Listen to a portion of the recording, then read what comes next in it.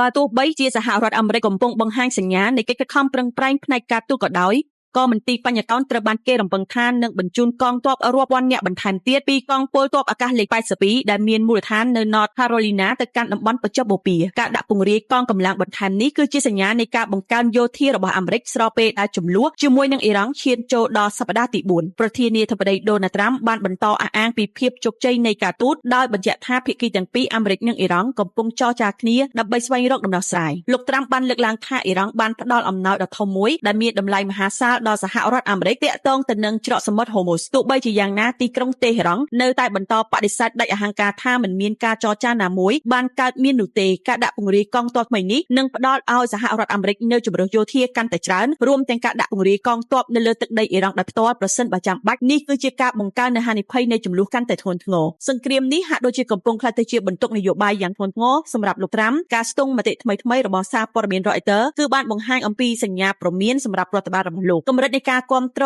ដល់លោកត្រាំបានធ្លាក់ចុះមកនៅត្រឹម